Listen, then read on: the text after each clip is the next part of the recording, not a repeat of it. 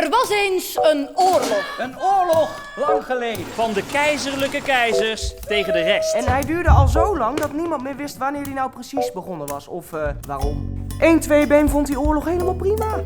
Een kok. Zijn naam was Torto.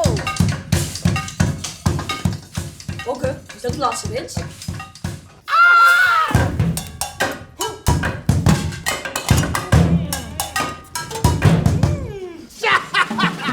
In elk gerecht moet augurk zitten.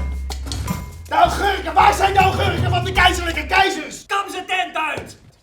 Ik zou een goede generaal zijn. Courage! Ik krijg jou nog wel, miezerkokje. Het hart van een vis. Alleen zijn vis zien huilen